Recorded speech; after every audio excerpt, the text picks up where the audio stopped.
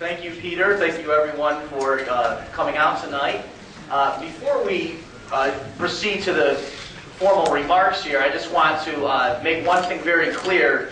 This poster right here, this is by far the biggest picture of me on planet Earth. Okay? I have never been so embarrassed by such a large picture of myself. This morning I went to a briefing at Tatra Bank, and we walked in and we saw this big thing, and I was horrified because, as you can see, it's almost the same outfit, but the tie is different, so I was relieved. As Peter mentioned, I've been here. This is my first time to Slovakia. Over the weekend, I was spent a few days with the pastor Abram of the Chrześcijański Zbor in Trenčín, and he was taking me around, and I got to see the lovely country, went to see some castles, a ruin. He told me some very scary stories about a Hungarian duchess, and you don't want to take a bath with her or something like that. So I did get to see the country. I'm very pleased to be here.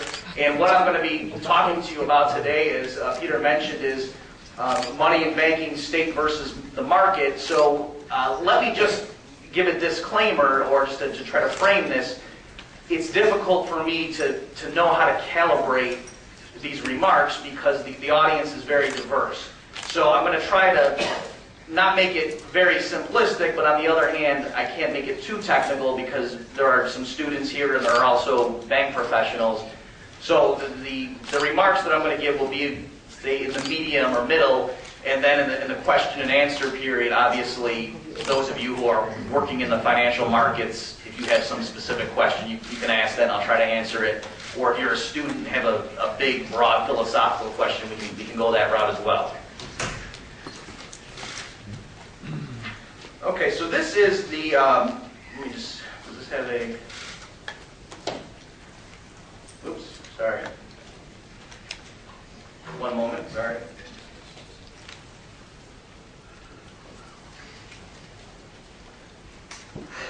Yep, I pressed the wrong button. And the computer's in Slovakian, so okay.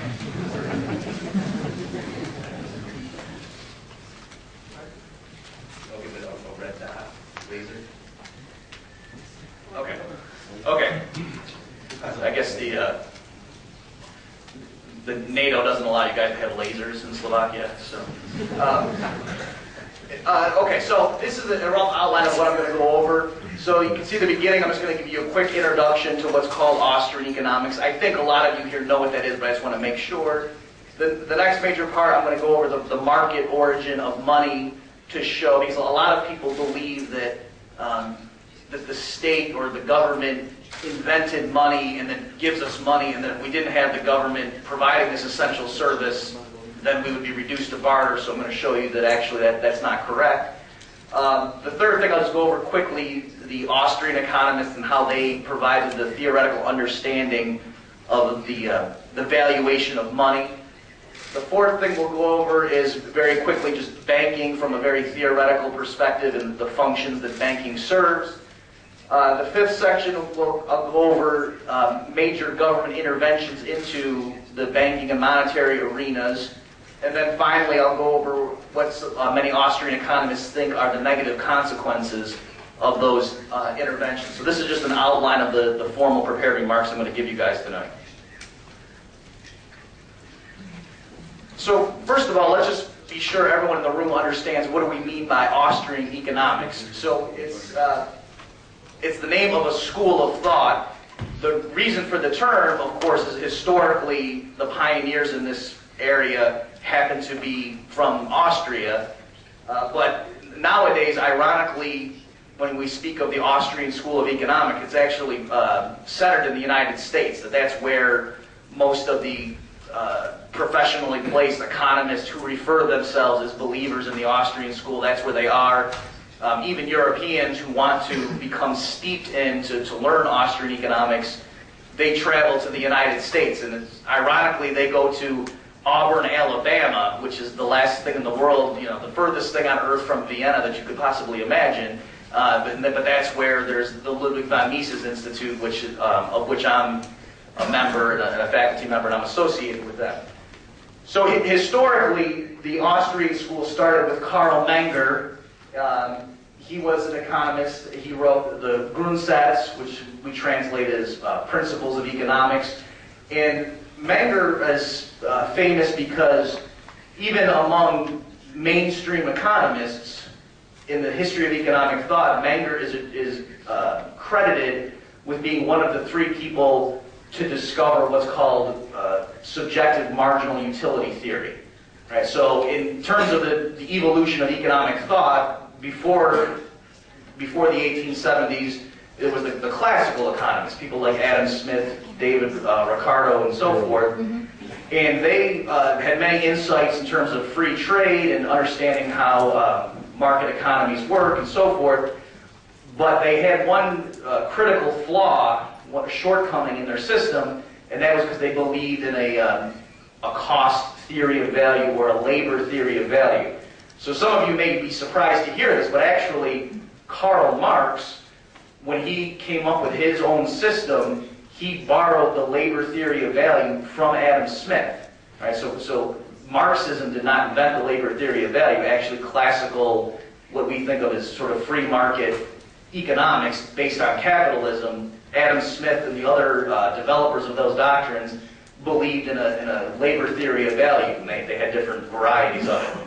So it was Karl Menger and then 2 other economists, William Stanley Jevons and Leon Walras, in the early 1870s that overturned the labor theory of value and ushered in the modern approach, which is we call subjective marginal utility theory. So for tonight's lecture, we don't need to go over the distinctions between those 2 things. We'll just move on, but I just want to point out historically the significance of Karl Menger. Also, just it's of interest, the emperor at the time picked Menger to be the tutor to his son in financial matters. So I mean, just to show you the repute that Menger had at the time. Eugen von Bombawerk was a pupil of Menger, who was like the 2nd generation, if you will, and he developed Austrian insights in capital theory and interest theory. And also, as you can guess from his place on the currency, he was also the finance minister for a period and was considered to be a very competent one. And later scholars say that had Bombawerk been able to just focus on academic matters, he probably would have produced even more. It's just he was dividing his responsibilities between pure theory and affairs of state. Ludwig von Mises is, of course, the person after whom the Mises Institute in the United States is named. And he made many contributions to economic theory and history. Some of his most notable contributions, he had a very important critique of socialism. So for those of you who have studied the history of economic thought, there was this thing called the socialist calculation debate in the 1920s and 30s. And Mises was fired one of the earliest shots in that great exchange, if you will. He also developed a theory of money prices and of business cycles that I'll talk a little bit about later on tonight. And then Friedrich von Hayek is probably the most famous and internationally significant members of the Austrian school. He won the Nobel Prize in 1974 largely for his work on business cycle theory. So he continued the tradition that Mises had started. Hayek developed that line of argument, and then, like I say, actually won the Nobel Prize in 1974. So just to give you a big picture, the Austrian school was very prominent professionally in earlier decades. Bombawerk was world-renowned. Mises, in his early parts of his career, was world-renowned, and Hayek, for a while, was considered one of the leading theorists of the world. But then with the advance of Keynesian economics, after John Maynard Keynes in the late 1930s, the Austrian school was overshadowed, and gradually it sort of faded into obscurity, and there were just a few people who read the books of these masters in the Austrian tradition and kept the tradition alive. And it's only relatively recently that there's been a resurgence of interest. So what's interesting is within the last 3 or 4 years, since the financial crisis has gotten very significant, now more and more people are rediscovering the insights of the Austrians, because they realized that the policies given by the mainstream Keynesian economists who are teaching at all the big schools, they realized there's something fundamentally wrong with that paradigm. So people, regular business people and policymakers are looking around saying, is there any other economic system that can explain what's going on? Because it seems like the dominant ideology or system isn't working, so people are finding more interest in the Austrians. So tonight I'll try to just give you a flavor of that so you can see the perspective from which the Austrians are coming, and hopefully I can intrigue some of you to make you want to go and read more and find out more about what these guys think.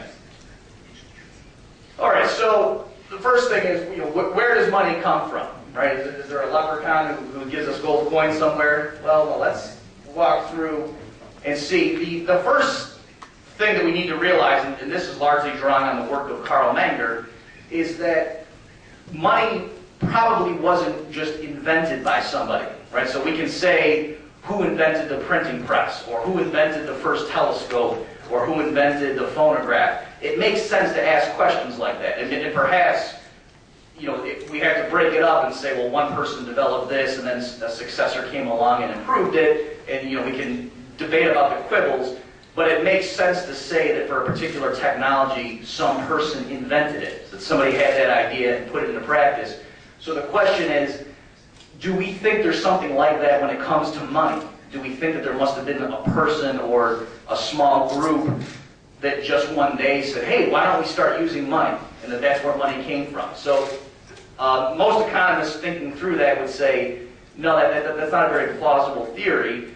So let me just give you two reasons. The first is, if you didn't have direct experience using money in your daily life, it's a very odd institution. It's a very odd practice. So you can just imagine, maybe thousands of years ago, if some king woke up one day and he went around to his subjects who were just practicing barter, right? That they were just, they didn't have money, and they were just trading things directly against each other. So if you had horses and you wanted eggs, you would have to go find somebody who had eggs and wanted a horse, and you'd have to trade.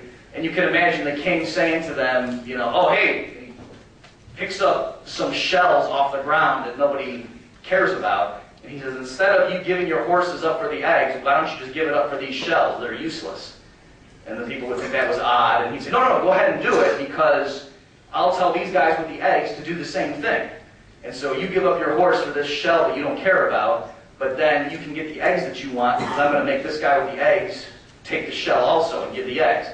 And you can see that that would be a very weird system, and people wouldn't trust it. They would say, why are we doing this? This is crazy. So because on the face of it, money is a very weird thing. If we just think in terms of our own daily experience, it's very odd that whatever your job is, that you go to a factory and you work and you sweat and you do things and you listen to your boss who maybe you don't like, you can't stand the person, and you listen to his boring stories, or he tells you to do stuff and you think he's an idiot. Well, why do you do that? And you say, oh, because he gives me these pieces of paper that have pictures of dead politicians on them. And you say, well, why do you do that? Does it taste good? No, it's disgusting. What can you do with it? You can't do very much with it. Maybe it could be a bookmark or something, right? But of course, you realize, no, the reason you do all that and you endure your boss and so forth is because you get these pieces of paper because everybody else is doing the same thing. So if you want to go to a restaurant and get a nice meal, if you want to go buy a car, so forth, everybody else in the community takes these worthless pieces of paper that intrinsically don't seem to confer any benefit to the possessor. Okay, so again, it's a very odd institution to have money, and so you can see how if you were describing it to somebody who came from a society where they didn't have money, they would think you were crazy. They would say, this is the most absurd thing I've ever heard of, and yet we realize that there are actually a lot of benefits that money confers. The other main obstacle, let's just assume that away. Let's assume, maybe the king who has this idea of money, maybe he tells his subjects, well, you better accept these worthless shells in exchange for your horses and your eggs and everything you're trying to trade away, because I'll have my soldiers kill you if you don't. Right? So you can imagine somebody might just enforce this upon the population. But then even there's another problem or another obstacle.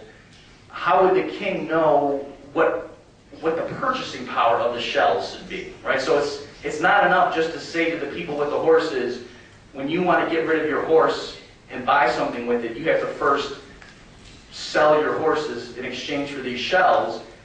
The people who have the horses, they need to say, okay, well, how many shells should I ask for a horse? How many shells does it take to buy one horse? Because if we've never used this before, how do I have any idea what the right price is of a horse in terms of these shells that you're just telling us to start using? And so you see, it wouldn't be enough just for the wise person or the king to invent the idea of money. He would also have to tell everybody what the money could buy in order for the system to get moving. Okay, so the point I'm getting at here is, even though we can all understand once the system gets up and running how efficient it is and how useful it is that we have money, it's hard to understand where did it come from. That it couldn't just be one person inventing it the same way somebody could invent the automobile or somebody could invent the airplane, and then we could all see, oh, that's a good idea, we'll start doing that. One person can't just start, using money. It's sort of, or at least that seems to be the problem. Okay, so Menger was the one working on this, and he thought that he had shown money probably wasn't invented the way these other things were. So where then did Menger say money came from? Well, he offered an explanation saying that it could have spontaneously arisen, so it could have just naturally developed through regular market forces. Okay, so just in terms of people exchanging their property in a voluntary setting without any one person trying to plan the outcome, without anyone consciously inventing money or having this long-term goal, it would just naturally develop. So let me just very quickly tell you what Menger's story was, or theory is. And he developed this in his book that's considered the founding book of Austrian economics. So Menger said, okay, let's imagine a situation of barter. Right? We don't have any money. People have different goods, and they're trading with each other. And obviously, when people trade, it's because they each benefit from the trade. So the guy with the horses who wants eggs, he finds somebody who has a lot of eggs and wants horses, and they trade with each other, and they both walk away happier. So that's still going on. You don't need money in order to trade, but what Menger pointed out was, even in this primitive situation, different goods would be more or less what he called saleable. In our terminology, we might say marketable, or that would have more or less liquidity. So the idea is, just to give you an exaggerated example, somebody who was going to the market and wanted to get various things for his household, if he was going to market carrying a bunch of eggs, he would be in a pretty good position because there's lots of people in the community who probably want eggs. But let's say somebody's going to the market and he has a very elaborate telescope, and he wants to trade away his telescope and then get, a horse, get some eggs, maybe get his shoes repaired, get some milk and butter and so forth. It's probably going to be very unlikely that he finds somebody with all those things who wants this very elaborate telescope. But on the other hand, he doesn't want to just give the telescope to somebody in exchange for 10 eggs, because clearly the telescope is very valuable. Right? So the economic category there that we're talking about is liquidity. That the telescope is very valuable, but it's not very liquid. So just like in our time, just to give you a modern example, if you have a diamond ring, that may be worth a certain amount, whereas a giant house probably has a higher market value than just the ring. But the diamond ring is much more liquid, it's much more marketable. If you needed to turn it into cash, you could do it much more quickly than you could turn your house into cash, okay? Even though the house might eventually get you more cash, right? So that's the idea. So even before there's cash, in general, this idea of liquidity prevails. So what Menger realized was the person with the telescope, just to keep working with this hypothetical example, it's true, he's probably not going to find somebody who has the exact combination of things that he wants. But let's say he sees somebody who has 10,000 eggs and is willing to trade them for this telescope. He might make that trade even though he personally isn't going to eat 10,000 eggs. Right? It's way too much protein. So but he'll make the trade because he realizes, okay, the people who want this telescope are very rare. So when I find somebody who's going to give me something that has a lot of value, I make the trade, and now I'm more likely to be able to trade these eggs away for the things that I ultimately want. I can go find someone with a horse who wants eggs. I can go find someone who will repair my shoes and will take some eggs. So you see the idea. So what happened there is, because eggs initially had a pretty big market, their marketability got enhanced. Because now people who are coming to market with very illiquid things might accept eggs, even though they don't want them personally, just because they know, oh, this thing is useful as what's called a medium of exchange. Okay, so Menger said that in the beginning, the goods that were highly marketable saw that marketability get enhanced. And so there was a snowball effect that it just got more and more marketable as more and more people would accept certain things. So in the limit, Menger said eventually one or two or maybe a few commodities became so marketable that just about everybody in the community would be willing to accept them and trade. And so that is the definition of money. It's something that no matter what you're selling, you're willing to take that commodity in exchange for it. And that's, if you think about it, that's what money is. It means no matter what you're selling, you're willing to take this thing. That's what money is, that you can buy anything if you have the money. So historically, things like gold and silver, people tended to gravitate towards is the choice of the commodity for various reasons. They were very convenient. They had pretty convenient market values for their weight, right? So it would be hard. Bronze wouldn't be a very good money because it wasn't very valuable. And so in order to buy a bunch of horses, you would need a lot of bronze, whereas you wouldn't need as much gold. Okay, so in terms of just facilitating transactions, that's why gold was more valuable. But on the other hand, something like platinum, which was even rarer than gold, that was too scarce, right? That you would have to carry very small quantities of it to make general purchases. And so that's why gold and silver, that was one reason they tended to be used as money. Some of their other properties are that they're very durable, right? So it's you don't have to worry about keeping your gold over several years. It will maintain its physical composition. The other thing was they're easily divisible. Okay, so if you came to a transaction, you had a pound of gold or a kilogram of gold, and what you were buying only really required 0.8 kilograms, you could just cut it or somehow divide it and give it to the person and keep the rest. Whereas in some communities, if they were using cattle as their money, and that did happen historically, well, you don't want to do 0.8 of a cow, right? You see the problem? So these were reasons. I'm just giving you reasons for why historically people tend to use gold and silver as the market's commodity money. Okay, so now that we have a general idea of where did money come from, how do economists explain, again at a sort of theoretical, big picture level, the value of money? So let me first just explain to you the difficulties of this, because ultimately what I'm going to do, just to prepare you, I want to show you how Ludwig von Mises came up with a clever solution. But in order to appreciate what his own contribution was, you need to understand what was tripping up the economists who came before him. So if you remember, as I said, Menger, Jevons, and Walras, in the early 1870s, by that point, they had already developed what we now call subjective marginal utility theory. So I realize some people might not know what I mean, so let me just try to give you a very quick explanation. The idea is that if you could explain things like why two apples might trade for one orange in the marketplace, right? So things have different prices. They have different exchange ratios or different ratios of their value in the marketplace.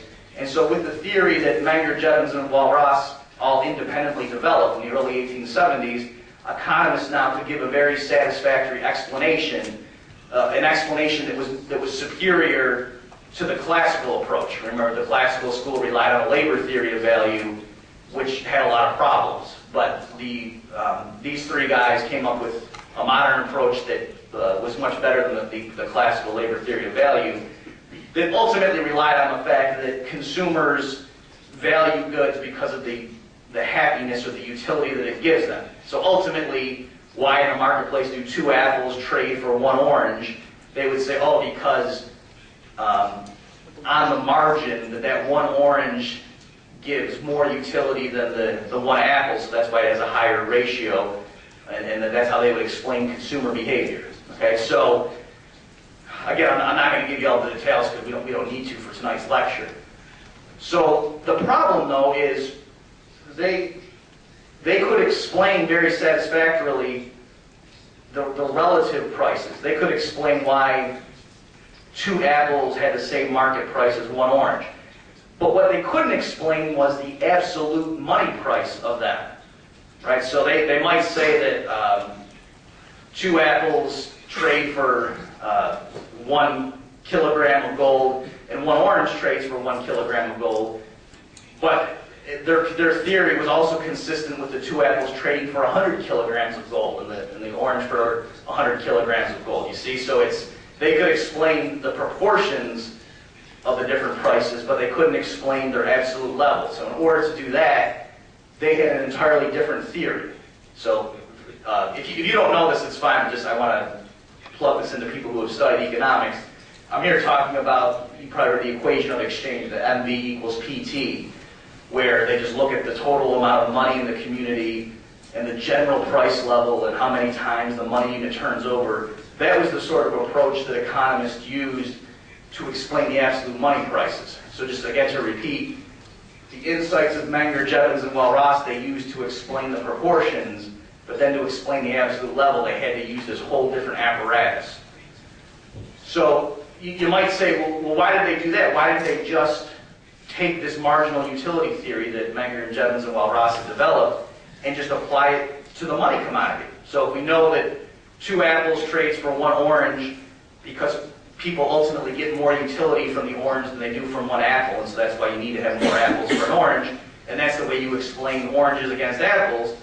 If the money in the community happens to be gold, then why don't you just say, okay, 2 apples trades for whatever it is, 1 kilogram of gold, or 1 ounce of gold, because of utility. The consumers get a certain amount of utility from holding gold versus apples, and that's, why don't you just use the same approach? So the reason they didn't want to do that, they felt that would be cheating, or that there would be something odd, is they thought, well, there's a difference, there's an important difference. When it comes to money, the only reason you value it is because you can go buy things with it. Right? So remember, why do you work for your boss, even though he gives you little pieces of paper? It's ultimately because you are going to go buy something with it. If your boss gave you oranges, then it would make sense. You could say, oh, the reason I listen to him and I go to work in the factory and sweat all day is because I get oranges, and when I'm hungry, I eat the orange, and it makes my hunger go away. Right? But the problem with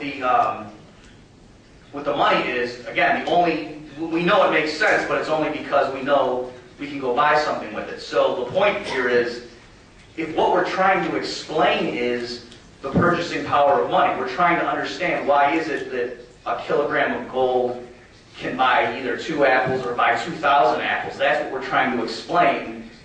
You're not really giving us more information by saying, oh, the reason people are willing to give up 2,000 apples for a kilogram of gold is because they know they can go buy things with a kilogram of gold. You just moved in a circle, you see. So that's why economists thought they couldn't use this theoretical development that Menger, Jevons, and Walras had given them. They thought, oh, we still really can't explain money prices. We can just explain proportions. Okay, so now I'm finally in a position to tell you one of the many contributions that Mises made to economic theory.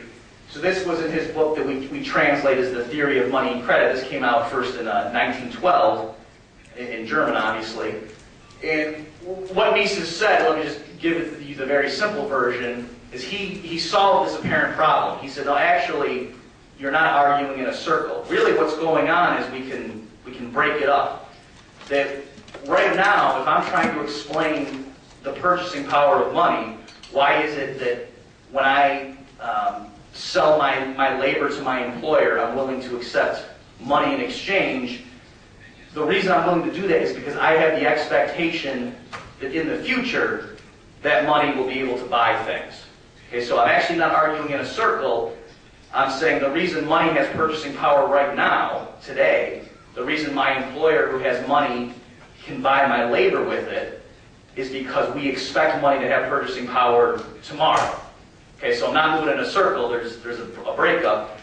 And then the reason, if you say, okay, but why do I have that expectation? It's because yesterday I looked around and I saw that people were trading things for money, and I realized, oh, I live in a community where people buy and sell things for these pieces of paper. So we've gotten out of a circular argument that the reason today money has purchasing power is that the people accepting it believe that it will have purchasing power tomorrow, and they form those expectations based on their observation of yesterday. Okay, so we're not going in a circle. So then the next question is, well, wait a minute, okay, you've explained the purchasing power today basically by referring to the purchasing power yesterday. Okay, that's not a circular argument, but where did it come from yesterday? Won't they just have to go to the day before, the day before, the day before? So aren't you now just having an infinite regress? So Mises solved that problem too, and he said, no, it's not infinite. We just keep going back in time until the point at which the money, whether it was gold or silver or horses, whatever it was just a regular commodity. Because remember, Carl Menger has shown us how we can start from a situation of barter where everyone just has commodities that are valued for their own direct uses, and he showed how one of them could emerge as money. And so now Mises is saying, from our vantage point today, I can show you theoretically where the purchasing power comes from based on our experience of yesterday and the day before and so on. So now we can just logically trace that back, and we get to stop. The explanation stops once we're back in a time before there was money. Okay, so that's what Mises did. So again, just to reiterate, make sure you catch the big idea here. He solved this theoretical problem and gave a unified explanation of all prices in the economy. So he showed that the subjective marginal revolution could explain all prices, not just the prices of real goods, but also money prices.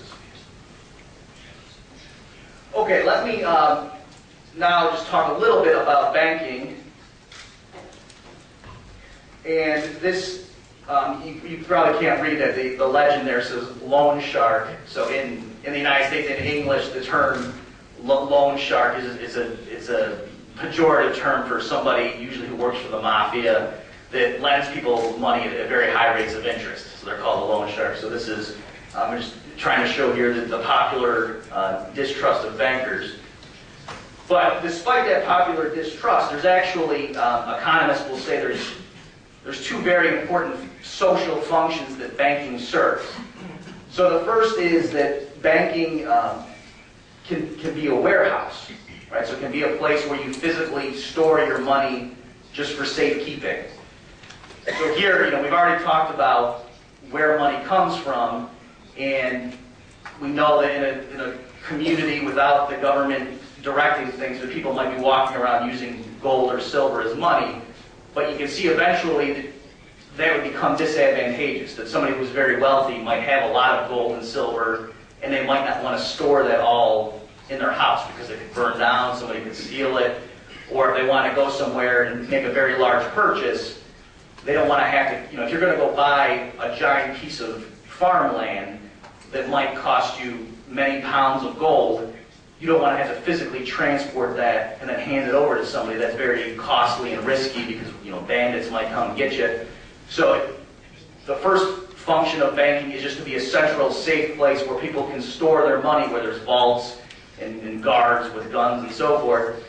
And then the people in the community just transact with each other, and the bank keeps track of who the owner of the money is. And so that it's much more convenient. So that's one function. And in terms of our modern terminology, we would refer to these as like a checking account or as a demand deposit. The other main function of banking is to serve as a credit intermediary. So here, so this is a totally distinct function, but here the bank, what it does, there's people out in the community who want to save money, and there's other people in the community who want to borrow money, and the bank is a middleman. It's a person in the middle. So instead of the savers having to go out and find the direct buyers, which is a very hazardous process and they might not be very good at it, the savers just lend their money to the bank and get a low rate of interest, and then the bank identifies the good borrowers and lends to them at a higher rate of interest. So the bank makes its money by the differential, but it's serving a legitimate function because the individual savers over here, they're more assured that they're not going to lose their money, and the bank presumably is better at identifying the good credit risks in terms of how much of an interest rate to charge than the average saver would be. Right? So that's another function that banks serve as a legitimate contribution. So why do banks earn an income? It's because they're providing a definite service there. Okay, so what happened historically here, and I have to be, I'm running out of time here. I want to leave time for your questions, so I'll be fairly quick. What happened historically was that these two functions sort of got mixed up, and then what emerged is what's called fractional reserve banking. So let me just tell you the story of how this happened, and then you can hopefully see the ramifications. So historically, what happened is the first bankers were actually the goldsmiths, right? The people who made jewelry and who used gold just in their business. So gold is the money. People in the community buy and sell things against gold, but also there's people, the goldsmiths, who in their business happen to use a lot of gold, which just coincidentally is also the money in this community. So they were naturally equipped to be the first bankers, because if you're a goldsmith and you have a lot of gold in your business, you obviously have to have a big safe, you have to have very secure premises just to make sure you don't get robbed. And so rich people in the community, the merchants and so forth who were very wealthy, they began depositing their surplus gold with the goldsmiths. That just made more sense than them trying to build safes in their own homes and things like that. So the goldsmiths, what they ended up doing, and I'm obviously simplifying here just to tell an easy story, the rich merchants would give their gold coins or their bars of gold to the goldsmiths, and then the goldsmiths would give them a paper note that said, the person who has this note can come to me, the goldsmith, and give it to me, and I'll give you whatever, a kilogram of gold, or whatever the weight would be.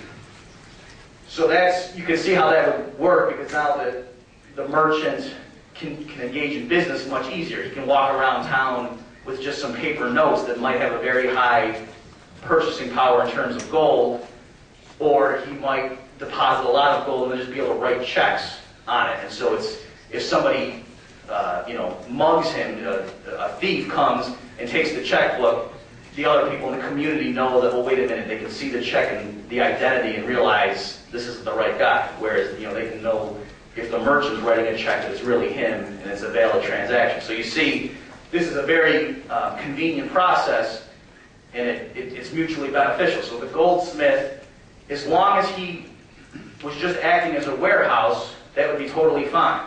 That if he was just, for every gold coin that the merchant gave him, if he gave him the appropriate piece of paper and then maybe charged a little bit of a commission for his own income, that would be totally fine to be legitimate service.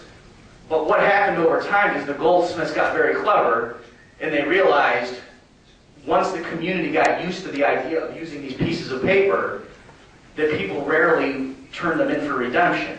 So now you've got all those gold coins sitting in the goldsmith's vault that weren't doing anything. And you had all these pieces of paper that were out in the community, so when the merchant would give a shopkeeper a piece of paper for some tobacco or whatever he was buying, the merchant, after a while, stopped going to the goldsmith and saying, give me the gold, because he knew from experience that, oh no, I can always go turn this into gold if I want, so I'll just keep the piece of paper. So over time, once the goldsmiths realized that, they started issuing more of these pieces of paper than they had gold in the vault. They started lending them out. So if there were only 100 gold coins, and then for every person who put a gold coin in, there was now 100 notes out there, the goldsmith on top of that might print up 10 more of these notes and lend them to people at 5% interest.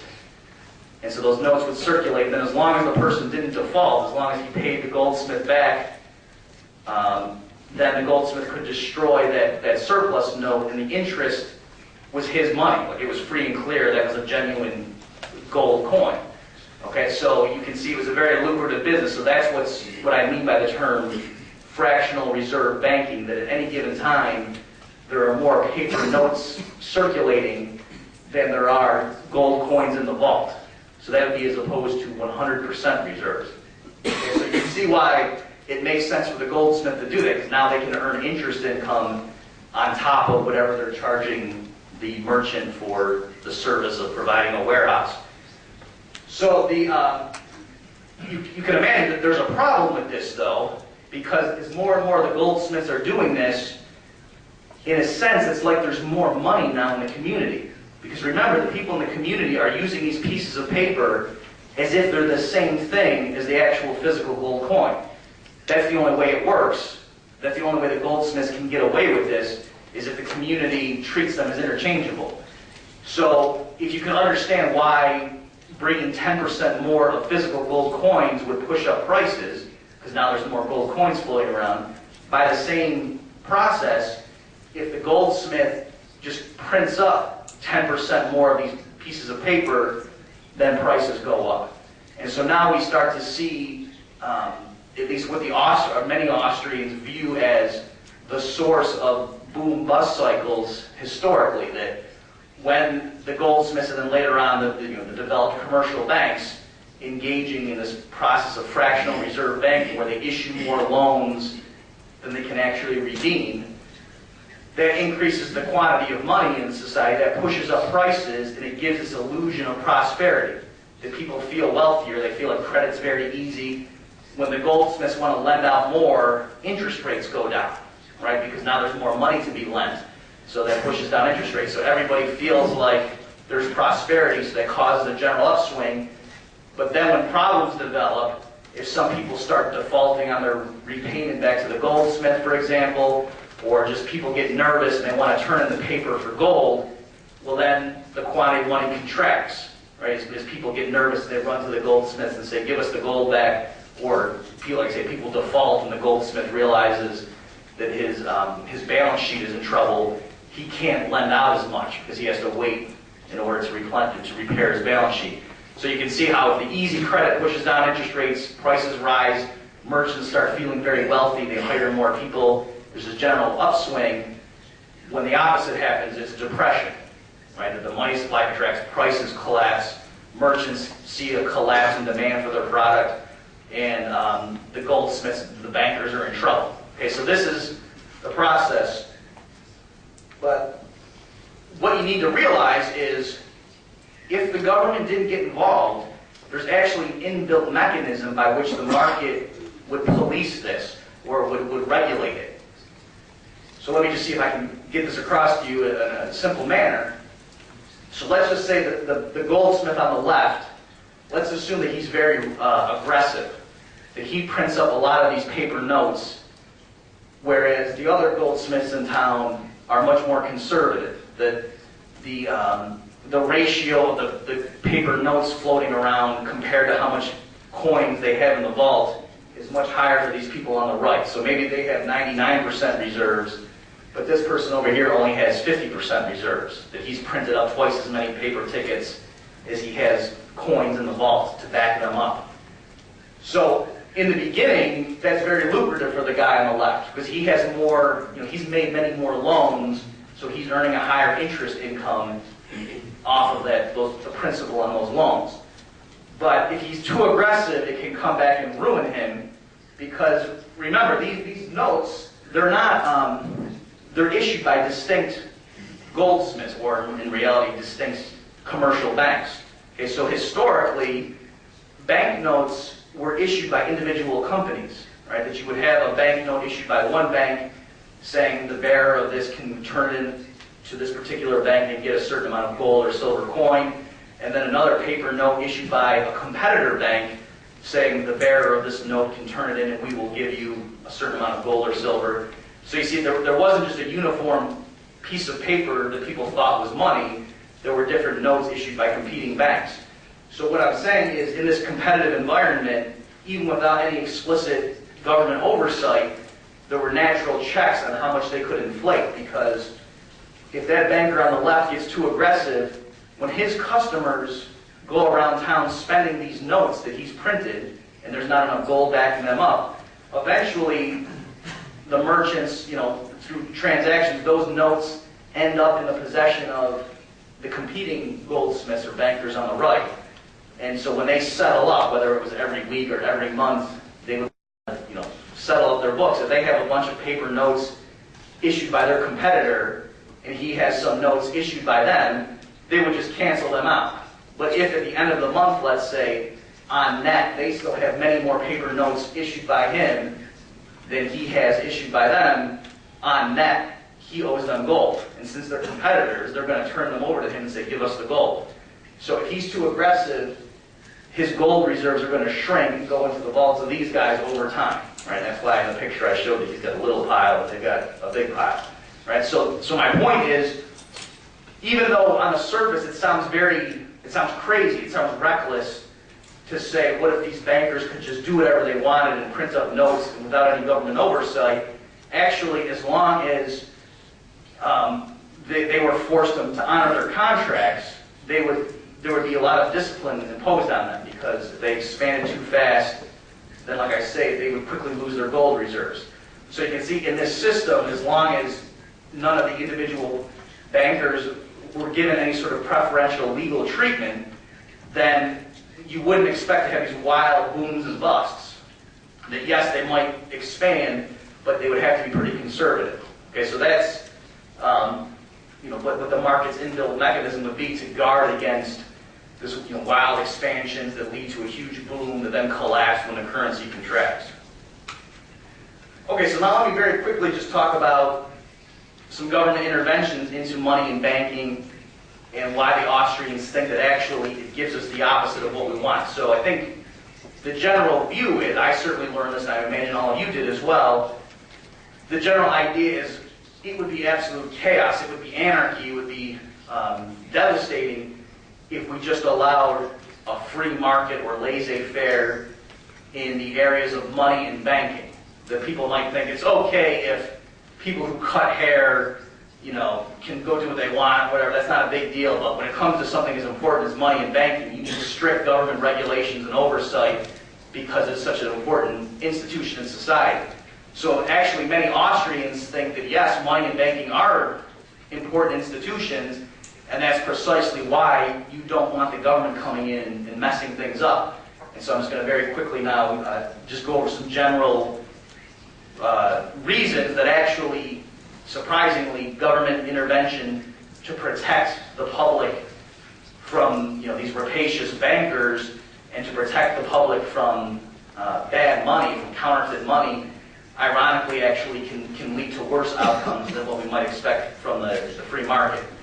So let me just say, obviously, just the 10 minutes or so I have left before I turn over to your questions, I'm not going to be able to give you a full story here. So if what I say intrigues you and you want to learn more, the single best book to read is this one, The Mystery of Banking by Murray Rothbard. So Rothbard is an American economist who wrote in the 1950s and onward, and he was a member of the Austrian school. He was one of the leading lights of his day. So again, the book is free on a PDF online. You don't even have to buy it. You just Google that. The Mises Institute in the U.S. has the free PDF online. All right, so the big story here, the big picture, and again, I'm just going to have to be very quick with you in the Q&A. If you want me to elaborate, I can do that. The big picture here is that the conventional story that we're told in the history books is that there were these private bankers who were ripping off the public, right? The poor person, the average citizen. There were all these competing banks, and there were different types of money. This one bank issued its notes that were green, and this bank issued its notes that were red, and nobody knew the soundness of the banks, and they were just getting ripped off, and there were these massive panics, and that you needed the government to come in and establish a central bank that would regulate everybody, that would ensure that banks didn't inflate too much, and that would keep everything honest. Right? So that's the story that would also would mitigate these wild business cycles that the free market was allegedly producing. So that's the story that you learn in the history books, so a lot of the modern Austrians think that, no, that's exactly backwards. That's the opposite of what happened. We've already seen that in a genuinely free market, as long as the banks had to follow their contractual obligations, if any one bank expanded too aggressively, the redemption calls would eventually make it go out of business. It would go bankrupt, right? So that would be a natural inbuilt check on any one bank expanding too quickly. So what the institution of central banks does is it allows the banks to all inflate simultaneously. It knocks down these constraints. And if you think about it, the function, the textbook function of a central bank is to be a lender of last resort.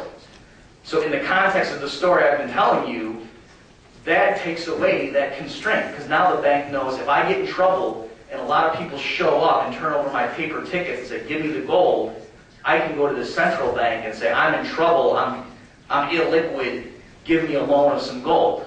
And if the central bank obliges them, then the bank gets through that crisis. Okay, so because remember, from the individual bank's point of view, the constraint on lending was not an issue of solvency, right? That presumably the banker who prints up a lot of notes is trying to make smart loans. He's not just throwing the money around recklessly. He's making loans he thinks will be paid back. The constraint was liquidity. The constraint was if people show up and want their gold back, well, I still have those loans out, I'm dead.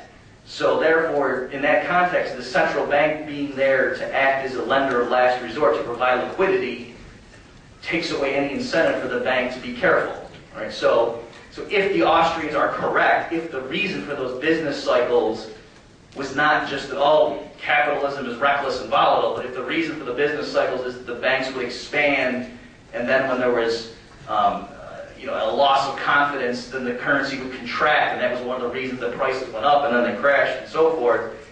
The central bank here is actually making things far worse, that it's allowing the expansion to go on much further than it normally would in a more free market.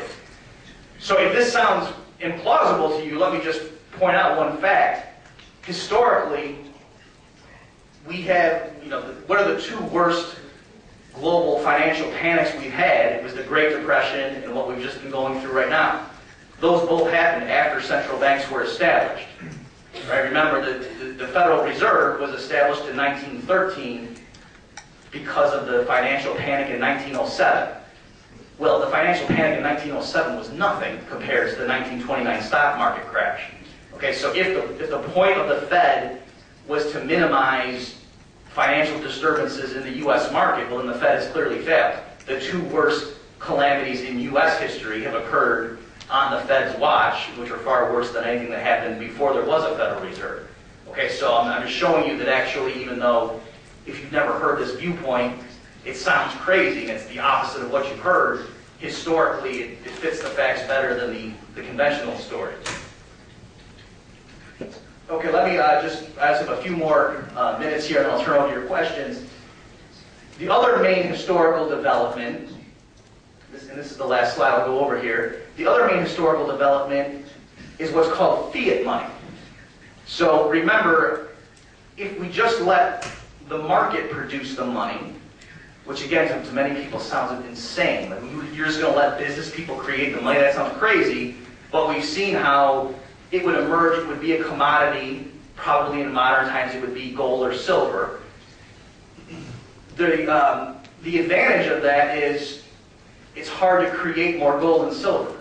Whereas with fiat money, what happened historically is there's a gradual process. First, the governments, when they established central banks, they typically would give a monopoly of note issue to the central bank. So the money was still the gold or the silver. That was the actual, what people thought of as the money. But the note that would be used to sort of represent it was now given a monopoly to one bank, namely the central bank. Right? So in the United States, for example, individual banks could no longer issue notes. That the bank of John Smith couldn't be issuing paper claiming to give you gold, and the bank of William James couldn't do the same thing. It was just now the U.S. Treasury, in conjunction with the Federal Reserve, would issue dollars. But up until 1910 1933 at least, those pieces of paper, even though there was a monopoly and it was just issued by one U.S. Treasury, the U.S. Mint, that's still, you could turn that in and the government had to give you gold. And it was the same thing before World War I with all the major powers. You know, the Bank of England had a monopoly on making pounds, British pounds, pound sterling, but you could turn that in to get a definite weight of gold. And the same thing with francs in France and marks in Germany and so forth. That's what the classical gold standard was. You had these national currencies that had a monopoly issuer, but the governments all pledged to redeem it for a fixed weight of gold. So that system, of course, broke down in World War I and then was really destroyed during World War II. You had the Bretton Woods system after that, in which the dollar was still tied to gold, and then all the currencies around the world were linked to the dollar. And then finally in 1971, you had the complete elimination of any last link to gold. So since 1971 onward, all the current major currencies of the world are just pieces of paper, that they're not backed up by anything. So the problem here, of course, is, oh, I lied, yeah. This is the last slide, then I'll stop. Is, the major problem here is hyperinflation, or just regular price inflation, that for all the different reasons you could come up with as to why maybe you would distrust leaving the production and the regulation of money to private business. And obviously there are lots of, you can imagine all sorts of things that might go wrong. I grant you that. But nothing compares to what happened to Germany in between the world wars. Weimar Germany, the hyperinflation, the stories about the women with wheelbarrows getting cash and so forth. That was only possible because they were able to print marks without having any legal constraint on them. Same thing with Zimbabwe in our times, where the currency literally just collapsed. They were getting inflation rates of literally that were more than 1 billion% per year, because they got into this vicious cycle where the government had to print more money to pay its bills. That made prices rise. So in the next cycle, they had to print more money to pay their bills, and prices just exploded and just wiped out the middle class. All right, so that can't possibly happen if you have a market commodity money, because you just can't create that much gold or silver. You have to use real resources to go dig it up. So that, in terms of the classical liberals, people like Ludwig von Mises, who favored a commodity standard, who wanted to pay the money to be linked to gold, they did that because they were afraid of the government being able to have to print money. Then even in the United States, to give a much more moderate example, this is a chart of the Consumer Price Index. So this shows prices in the U.S. So I would say to my students a lot, if I showed you this chart and you forgot your history, you forgot when Richard Nixon took the U.S. off the gold standard, you can get pretty close just by looking at what happened to prices in the U.S.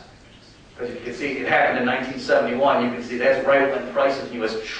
all of a sudden started shooting up.